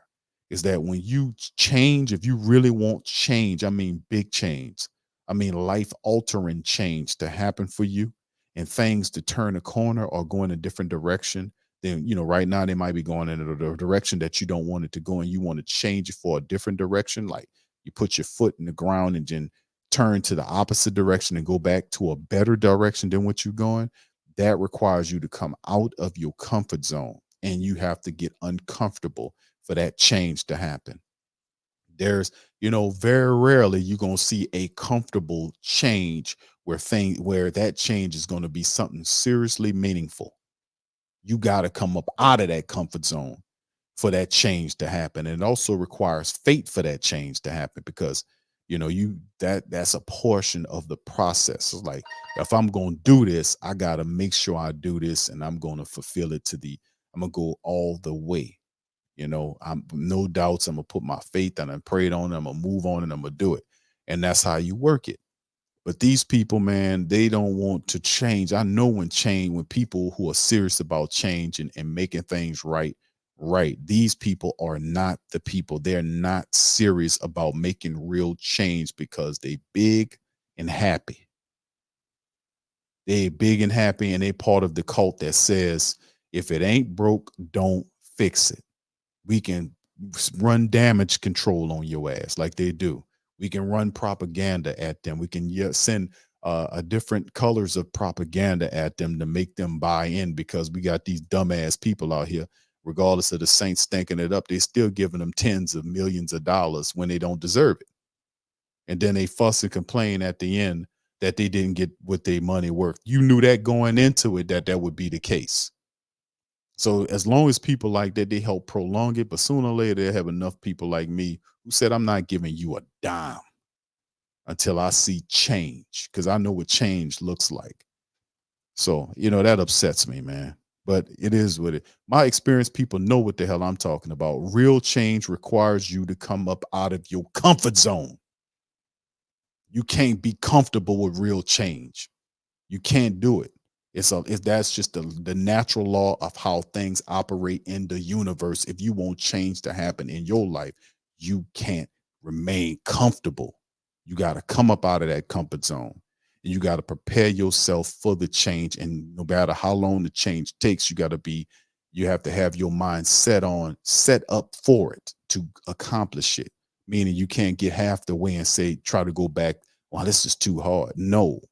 You got to make your mind up and then go put your walking boots on, or whatever you got to do. And I'm saying that spiritually and mentally, of course, that you got to prepare yourself for that journey. And no matter how long it takes, that's for you to do. That is your process. But you have to, that's the change. That's why a lot of people stay where they are, because they're not ready for that change in their life. And it's there for everybody. But it requires energy, it requires focus, and it requires faith for real change to happen. And I'm looking at these people, and I'm telling you, I don't see none of that. Not at the top anyway. All right, Chris says Q done brought me a tear to my eye if the Saints doing bad things out there. Looking secure. Well, thank you, bro. Appreciate you. No, I'm just saying it's real life out here, man. I'm talking real. That's how I always talk, bro. That's what I believe in, man. That's why I have that passion in my voice when I talk about it, bro, because it does hurt me that my team is not performing well, but it does make me feel better that I'm talking to you guys and we all sharing that, that energy together, man. We together this whole time. So it's called law of averages. Regular season isn't everything, but eventually you revert back to the mean. And through the sample. Thank you, KD. Shout out to you for that, man. T Dirty, how you doing, sir? Appreciate you for being here, bro. Shout out to you. All right. Thank you, fam. Appreciate all y'all, man, for being here. But yeah, that's what it is. Travis says, Q, play that Lil Wayne featuring Baby Face song. Come yes, yeah, I remember. I won't get a strike on it, my brother, but I agree with you. I remember that. That's good. Chris says, seems like the 09 Super Bowl hangover that lasted 14 years now. It's just the Saints made a bad decision, bro. Made a bad call on the guy, and Tom he's on the clock. All right, KD said, who has a better chance of getting hot? Saints, Falcons, or Bucks? I got the Sucks. To be honest, may feel decent, and their D is very timely. I don't know. If I had to put anything on, I'd probably say the Saints. The close team, you talk about the Saints, and I think we watching out for the Falcons. The Falcons went back to Ritter because the other guy got hurt. Eventually, I'm thinking eventually the Falcons is going to find their way. Eventually, I'm telling you, because the defense has been, up and down, but I think sooner or later they start playing better. The Falcons will start playing, because the game is to get the offensive playbook out of the hands of Arthur Smith and let the offense. I think sooner or later they'll make the changes before. See, and the reason I'm saying that, I really don't want to say that, but the reality is all about who makes the change first. Who's willing to make the change and put pressure on their coaches to force change? Will it be Fontenot? Will it be Mickey Loomis? We know that that's an easy question. That is Terry Fontenot. He will make the decision. And when Arthur Smith is being, stubborn dude is a stubborn dude. But Fontenot made him get rid of Mariota last year and play Desmond Ritter. Fontenot did that. Fontenot doesn't have any problems reaching in there when the team is struggling and giving the head coach a nod to do something. Fontenot does that. Mickey Loomis does not. So for that reason, I'm going to say that the Falcons will probably make the change and adjustments before the Saints do. And it'll be in 2 weeks, we'll see exactly that. Can the Saints go into Atlanta and beat the Falcons when the Saints don't beat anybody worth a damn? You know, they lose to teams they should have beat. You know, do they beat the Falcons? Do they get motivated enough to beat the Falcons, put a complete game plan against the Falcons? We'll see, man. But that game right there would decide. To me, I'm thinking right there, that's probably will be whoever wins that game will be the person that probably end up taking the division. But it's all about adjustments, and I think they make the adjustments before we do. That's what I feel. Brent says, he says, so ridiculous. Yeah. He says, for Loomis, well, let me tell you, Q, don't make me. Yeah, I know Mickey Loomis. Thank you, bro, for your cash app. I think Mickey Loomis and them, man, is just, he just sitting back, just drinking coffee and eating clam chowder because, you know, that's what I say. It's all about who makes the change first. And I think they make the change before we do, to be honest with you, bro. All right, Chris says, I'm of the opinion that the Falcons are going to have the South won in 2 games left. Because, man, it's not the fact that it's a hate on the Saints. We want the Saints to win, but we have problems, and the man that's running the team doesn't want to change coaches. He doesn't want to switch out personnel. He doesn't want to do any of that stuff. And the answer requires, that's why I went on the spiel about change and about getting out of your comfort zone. The dude don't want to come out of the comfort zone for things to change for the squad. And as long as he's like that, you're not going to see any serious, long-lasting, consistent change on the football field. You'll win a few games here or there just to stay around in there. But when you talk about competing and running away with something, you're not going to run away with nothing. The Saints had an opportunity to run away with the South with a win over the Vikings, and what they did, went up there and got hammered. They got hammered and had to fight all the way back. Now, imagine Derek Carr didn't get hurt. You would have got blown out in that game because Derek Carr wouldn't have got you no touchdown. Shit. Derek Carr, for the last, like I said, the 2 drives prior, the 2 drives or the 4 drives he was in there, since the 2 previous touchdowns he was involved in the pass game, he was orchestrating the Saints offense through 4 quarters with no touchdowns, until Jameis came in there and got those 2 scores on the back end of the last game. But it was 4 quarters that Derek Carr didn't score a touchdown before he got knocked out of there. So we was already in a touchdownless funk with him already, happening all over again. So it's like, but he's still the guy. So as long as Dennis Allen believe Derek Carr is our quarterback, even when Carr stinks, Taysom Hill gets 1 carry in the game against the Vikings and doesn't get involved, and we can't consistently keep playmakers involved. Elvin had 9 carries for 47 yards or 40-some odd yards, whatever it was, and had 4.7 yards per carry. Stars not involved. Guys frustrated because at the end of the day, it takes vision, and this dumbass coach we have, he don't see it. I'm sorry. All right, so anyway, we're gonna get out on that, man. Sean says the only way James comes back is if DA is not the coach. I don't know, man. I don't know. All right, Travis says, can we get Joe Brady or Flores? No, because I think what ended up happening is, bro, they're not gonna. Mickey Loomis done let Dennis Allen turn the Saints into the Raiders. You got Derek Carr here, you got Joe Woods here, you got all these other coaches here, you got several former Raider players here, and they don't. And despite the fact they did do as much as they could do to get Derek Carr comfortable, they brought Chucky Gruden in here. They, and I'm pretty sure he talked to him on the phone. They had him working in the off season, and it's just not working because I think Carr is pressing too hard. That's why I said take the ball out of his hands and let him run the ball more. But the offensive line is not running. We need to figure out a way to put the best possible running attack we could together. I was saying we have a fullback. The Saints keep a fullback on the team. They didn't activate the goddamn guy, and he ain't do nothing. He ain't get in there and block one damn time.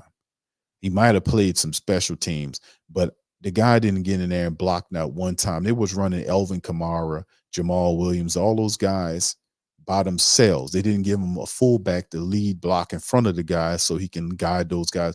Why have that fullback on this roster and Jimmy Graham inactive? How do we make a spot for a fullback that we don't use, and we got Jimmy Graham, a guy that can help us in the red zone, inactive? It's a game day scratch. Could somebody explain that to me? Why do we need to have a fullback if we're not going to use the dude? And they waited till the dude got back, and they just activated the goddamn guy and didn't use him at all in the game.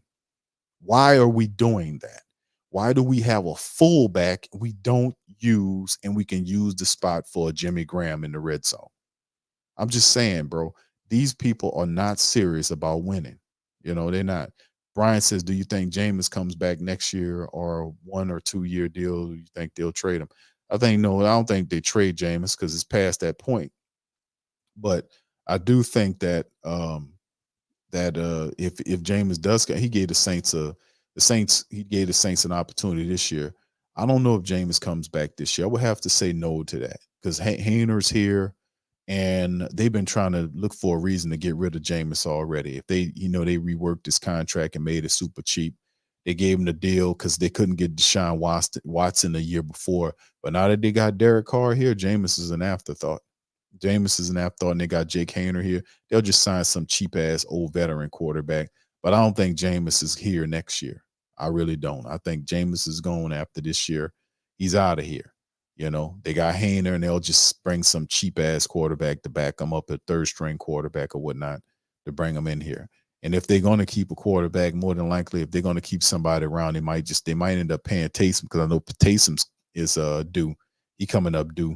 So, you know, you might have to look at giving Taysom Hill money, you know, to stay. But I think Jameis is going after this year, Brian. Keep it real with you, bro. Yeah. All right. Yeah, I don't know about that, Chris. Me and you LSU guys, man. He says Saints may be able to draft Jaden Daniels in the middle of the first round. Man, you know, we'll see, bro. I would say no to that because the Saints, number one, don't draft LSU players nowhere even close to the first round.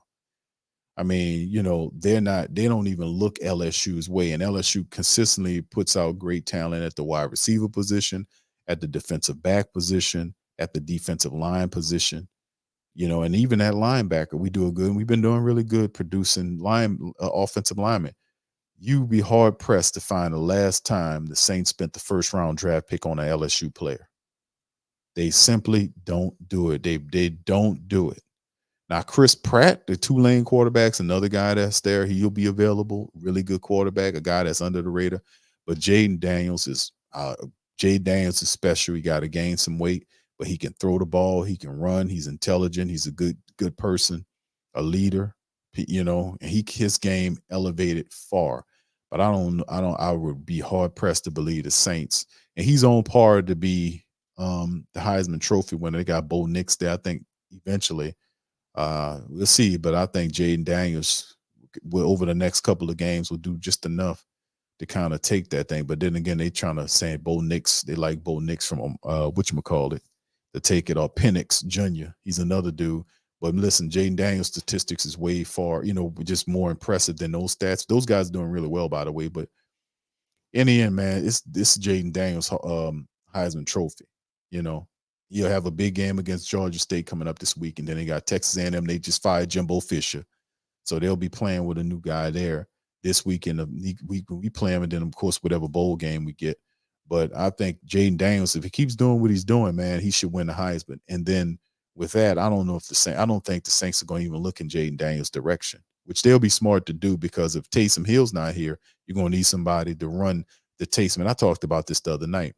He wouldn't be a battering ram like Taysom Hill is, but he'll actually be able to run the Taysom Hill packages if you're doing RPO, because he can throw the ball. He's accurate, and he's the fastest dude on the field. In college anyway, you have to pick up some weight, but he can be utilized in a way where you can run an RPO package with Jaden Daniels. But that takes imagination, and that takes a lot. And, you know, you got Derek Carr sitting there, and I doubt they'll take a first-round draft pick quarterback, and you just spent $150 million on Derek Carr. And I see the articles of people wanting a first-round draft pick. Man, forget that. The Saints are not going to do that. Not going to take a first-round draft pick quarterback and Derek Carr sitting on the team. You know, they're not going to do that. They're not going to want to offend him by taking a quarterback, and then when he struggles, people are going to be calling for the first-round draft pick to get in there. He's not going to want that to happen. That's why he went and advocated for Jake Haener to be the quarterback because Jake Haener's farther down the line. He needs time to develop, and once his contract is up, Jake Haener can, in his mind, take the reins of the team. So I'm gonna be honest, I don't see that, fam. I don't see that, but we'll see, man. We shall see. All right. So anyway, yeah, 150 million, bro. You got it. All right. So anyway, fam, if that's all y'all got, man, I'm gonna get ready to get out on that. He said, why didn't they trade Jameis? Okay. No, they ain't trade because they needed them. Trade because listen, around that time, remember prior to the time, KK, if you're asking that question right now, remember what was happening at coming around the trade deadline. A lot of stuff was happening. Every time a veteran quarterback, it started this entire season prior to the trade deadline. Aaron Rodgers got hurt, trade Jameis. And we were saying no. And then McCarr got his block knocked off when he got slammed on the ground in the Green Bay game. Then things changed. Jameis, then it became James became very valuable because Carr got hurt. And Carr has been hurt this season, and that's why the portion of the big reason why the Saints are not get rid of Jameis because Jake Haener was suspended for 6 games. Remember, the PED situation had him suspended. Taysom Hill is not a quarterback; he's an option guy. He doesn't know enough of the offense as a quarterback throwing the ball. His accuracy is off at times. You know what I'm saying? He's not throwing it enough, and you'd be hard pressed to see Taysom Hill throw 5 passes a game. We accustomed to see him throw a pass every other game, and that's not a quarterback. That's why I was always talking about Taysom as a running back because that's where he earns his money. He earns his money as a running back, not a wide receiver. He can do the wide receiver stuff. He throws the ball every now and again, but he's mostly gets his yards and touchdowns through running. Like he gets in there and turns into a running back. So you're not going to rely on Taysom Hill full time as a quarterback. Only a guy that comes in there to give you a burst when you need one, right? A boost.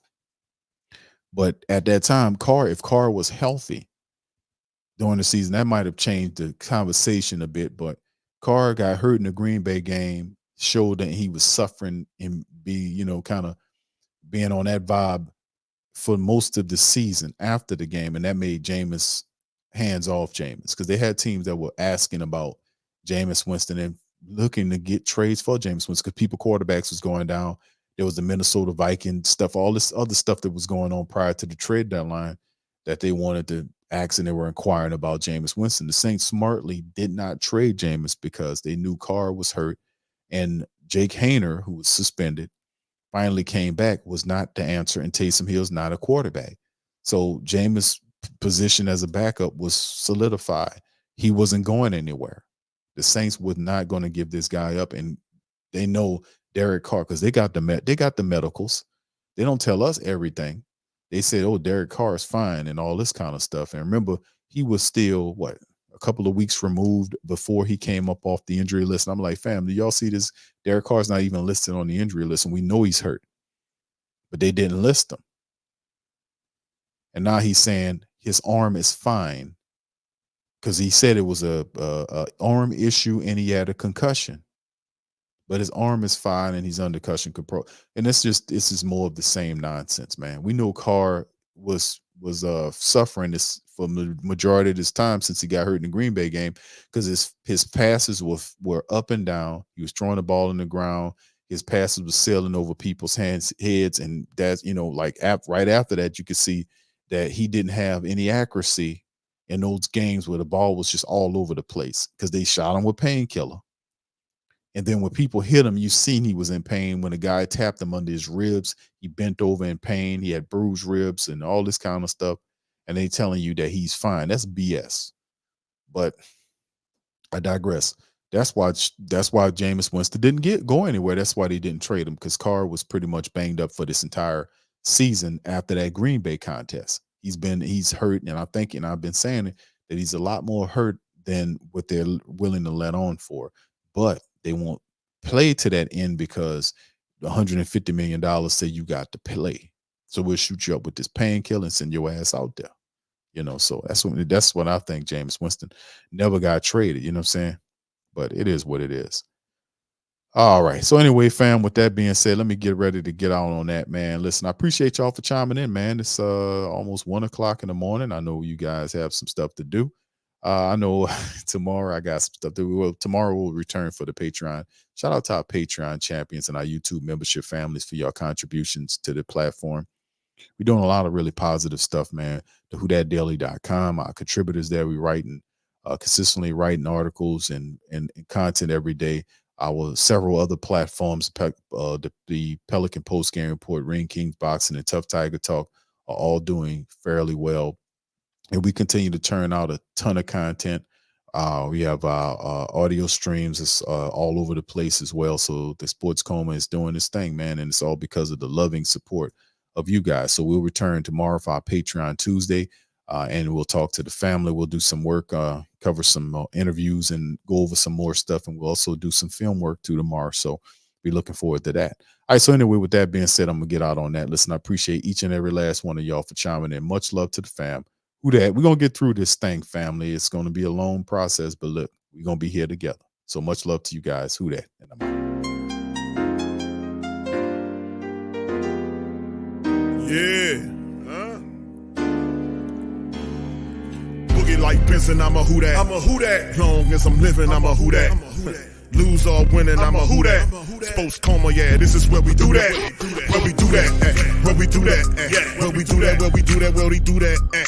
Boogie like Benson, I'm a who that. I'm a who that. Sports Coma, this is where we do that. Where we do that. Welcome, welcome, welcome. Somebody please better help.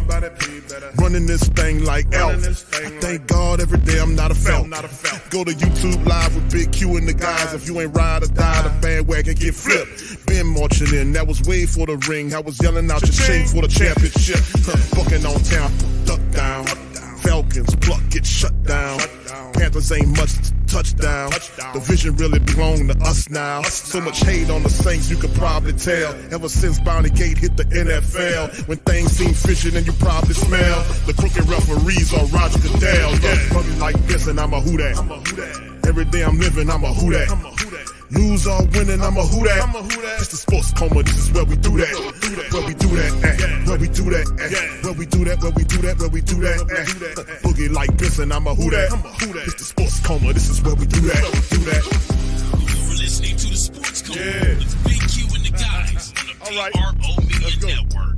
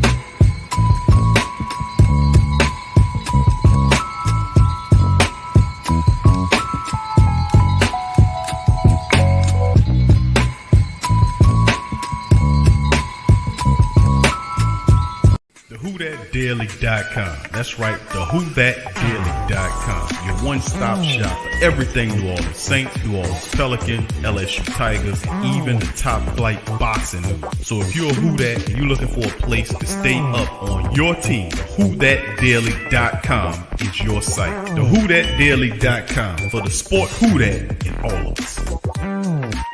That's right, the Pro Shop is the platform store where you can go and buy all the latest merch to support the platform. Available at the Pro Shops, we have dozens of hundreds of products available for you and your family. Unisex tees for men and women, hoodies and sweatshirts, tank tops, kids and baby items, long sleeve tees, mugs, pillows, wall art, bath bedding, face masks, phone cases, stickers, bags, fanny packs,